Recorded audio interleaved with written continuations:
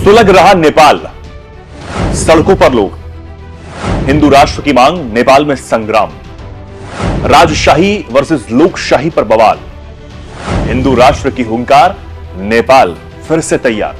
नमस्कार, बहुत स्वागत आप सभी का। मैं हूं आपके साथ चेतन पाठक और आप देख रहे हैं एनएमएफ न्यूज। चीन के बढ़ते प्रभुत्व वाले नेपाल में मौजूदा केपी ओली की सरकार ने शी जिनपिंग के बहकावे में आकर नेपाल को ट्रैप में लगभग फंसा ही लिया है। भारत से रोटी बेटी का रिश्ता रखने वाले नेपाल को दूर करने की साजिशें भी खूब हो रही हैं।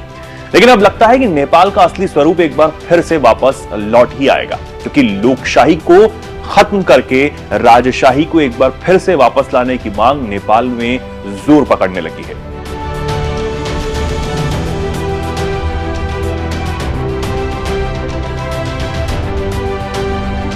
राजशाही की मांग को लेकर नेपाल में हिंसक प्रदर्शन हुए। प्रदर्शनकारियों ने काठमांडू के तिनकुने में एक इमारत में तोड़फोड़ की और उसे आग के हवाले कर दिया। यही नहीं, पुलिस पर पत्थरबाजी की गई, जिसके जवाब में सुरक्षा कर्मियों को आंसू गैस के गोले दागने पड़े।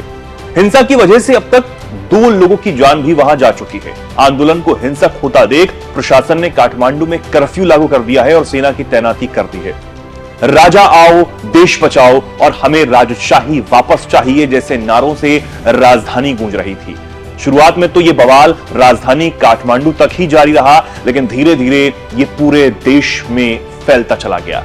हालांकि बेकाबू होते चले गए हालातों को देखते हुए प्रधानमंत्री केपी शर्मा ओली ने तुरंत एक इमरजेंसी बैठक बुलाई। खबरों की माने तो राजा ज्ञानेंद्र की गिरफ्तारी को लेकर बैठक में बातचीत हुई, लेकिन राजा की वापसी के लिए हजारों की संख्या में सड़कों पर उतरे लोग राजा की गिरफ्तारी अगर होती है तो क्या करेंगे, इसका अंदाजा भी सरकार को लग गया होगा। इसी महीने जब राजा ज्ञानेंद्र लंबे समय के बाद काठमांडू लौटे तो उनके स्वागत के लिए उनके समर्थकों ने मोटरसाइकिलों पर सवार होकर ज्ञानेंद्र शाह की तस्वीरें और राष्ट्रीय झंडे लहराए। जिसके बाद से अंदाजा लगाया जाने लगा कि नेपाल में एक बार फिर से राजशाही वापस आएगी। इसी दौरान उत्तर प्रदेश के मुखिया योगी आदित्यनाथ के पोस्टर भी वहां लहराए गए। इन पोस्टर्स पर राजतंत्र पुनः स्थापित करें लिखा था, जिससे यह लगने लगा कि नेपाल में अभी जो व्यवस्था चल रही है उससे लोगों का मोह भंग हो गया है। अब लोग पुराने दिन याद कर रहे हैं। दरअसल 16 साल पहले की बात है। नेपाल दुनिया का एकमात्र हिंदू राष्ट्र हुआ करता था। 2008 तक ज्ञानेंद्र शाह नेपाल के राजा हुआ करते थे, लेकिन एक माओवादी आंदोलन और एक कथित वामपंथी क्रांति के बाद भारत के इस पड़ोसी देश में सत्ता परिवर्तन हुआ और ज्ञानेंद्र शाह को सिंहासन खाली करना पड़ा। 2008 में राजशाही खत्म होने के बाद से नेपाल में 13 सरकारें बन चुकी हैं। बीते कुछ सालों में नेपाल की अर्थव्यवस्था भी गिरी है। अब नेपाल में राजशाही शासन की व्यवस्था वापसी की लोग मांग कर रहे हैं। आरोप है कि नेपाल में मौजूदा सरकार से लोग बेहद ज्यादा परेशान हैं।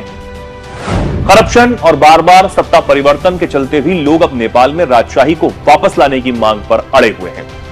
लेकिन पूर्व राजा ज्ञानेंद्र शाह का दामन भी पूरी तरह साफ नहीं है। नेपाल के पूर्व राजा ज्ञानेंद्र शाह पर 1 जून 2001 को हुए नारायण हिती हत्याकांड में अपने परिवार के सदस्यों की हत्या के आरोप लगे हैं। इस घटना में राजा वीरेंद्र, रानी ऐश्वर्या सहित शाही परिवार के 9 लोगों की मौत हुई थी। वैसे तो इस हत्याकांड के लिए युवराज दीपेंद्र को जिम्मेदार ठहराया गया। जब 1 जून 2001 को राजकुमार दीपेंद्र ने आर्मी की वर्दी पहनकर एक हाथ में जर्मन मशीन गन MP5K से पिता महाराजा वीरेंद्र शाह, अपनी मां रानी ऐश्वर्या, अपने भाई निराजन को भी गोली से छलनी कर दिया। सिर्फ 3 से 4 मिनट में ही दीपेंद्र 12 लोगों पर गोली चला चुके थे और कुछ ही देर में खुद को गोली मारने समेत उन्होंने परिवार के 9 लोगों की जान ले ली। तब सबके मन में सवाल आ रहे कि राजकुमार दीपेंद्र ने अपने परिवार को क्यों मारा। इसका जवाब तो आज तक किसी को नहीं मिल पाया, लेकिन अलग अलग थ्योरियां सामने रखी जाने लगी। नेपाल टाइम्स की एक रिपोर्ट में दावा किया गया कि प्रिंस दीपेंद्र ने ऐसा इसलिए किया क्योंकि उन्हें उनकी प्रेमिका देवयानी राणा से शादी नहीं करने दी जा रही थी। यहां तक कि उनके पिता महाराजा वीरेंद्र ने उन्हें गद्दी से बेदखल करने की बात तक कह दी थी। दीपेंद्र की मां ऐश्वर्या को देवयानी से शादी मंजूर नहीं थी और देवयानी के घर वाले भी इस रिश्ते को लेकर राजी नहीं हो रहे थे।